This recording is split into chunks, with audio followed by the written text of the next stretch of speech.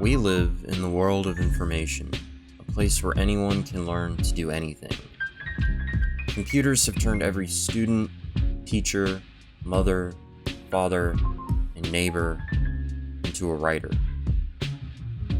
But even before the age of technology, a world where floods of self-published authors splash into the digital market each day, writers have always had a difficult time of staying in tune with their inner voice, staying true to themselves, keeping their work authentic and original.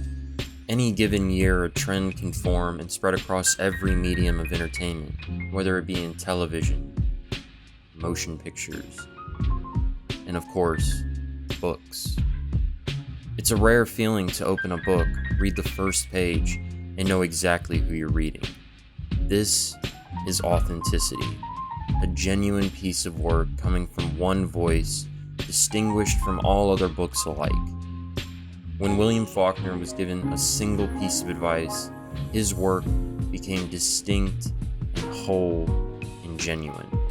Through his words, the South became more than the perceived vision of outsiders in the 1930s. It became real enough to hear between each twang of Southern dialogue, real enough to feel between each page. Faulkner grew up in Oxford. Not that Oxford, but this Oxford.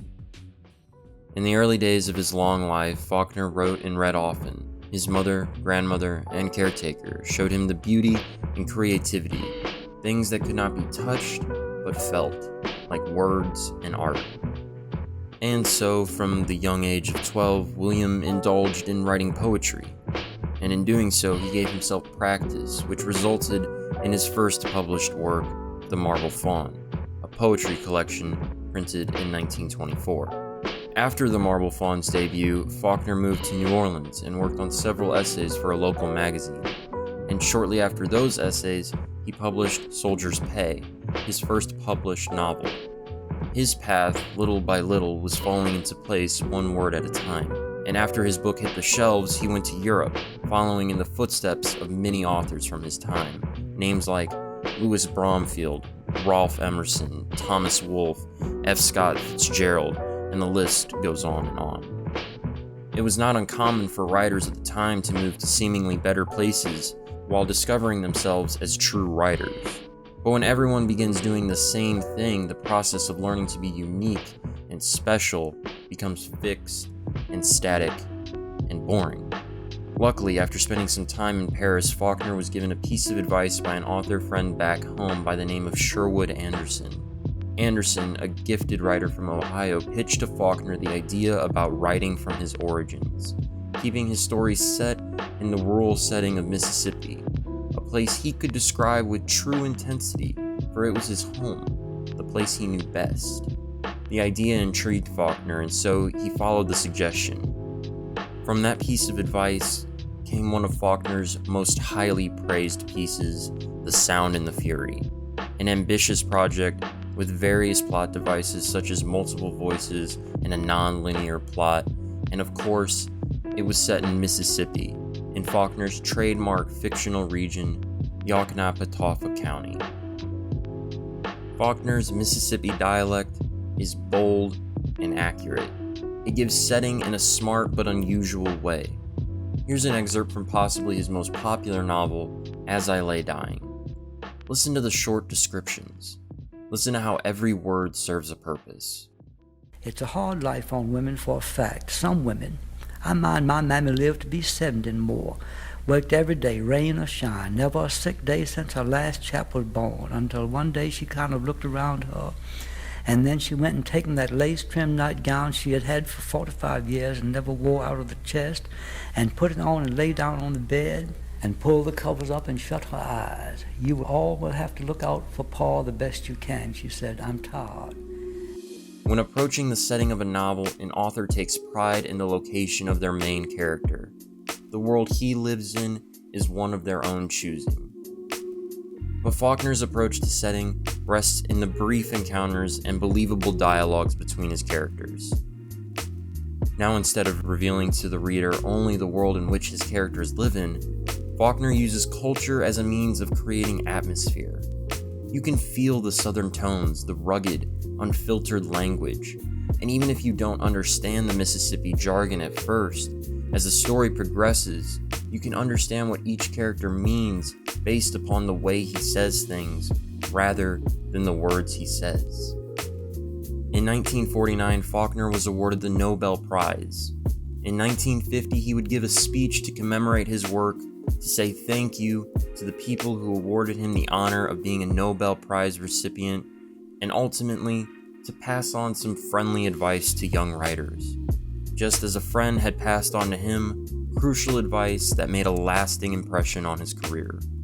In Stockholm City Hall, Bochner gave a short speech describing, in his opinion, the difference between good and bad writing, and the importance of good writing in a society. Faulkner had a clear vision for what good writing was and what its purpose was, as well as what bad writing was and the little purpose it served. Bad writing focused on the problems in the world that would one day be forgotten. And as those problems turned into history, their stories too would be forgotten sooner or later. In Faulkner's vision, good writing was timeless and focused heavily on the problems of everyday life, problems we all encounter at some point or another, hardships that transcend generations, things that bind us all so that we can understand each other better and empathize with one another. William Faulkner is considered among literature enthusiasts to be one of the best writers of the 20th century, and I agree.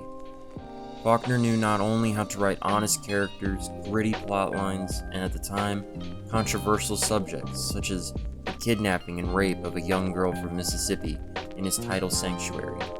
He knew also that his writing had a role to fulfill, a certain duty to remove people from their own worlds and stick them in a world of his own. And on the day of his Nobel Prize acceptance speech, his words sounded with passion and their meaning was unmistakable. Our tragedy today is a general and universal physical fear, so long sustained by now that we can even bear it. There are no longer problems of the spirit. There is only the question, when will I be blown up?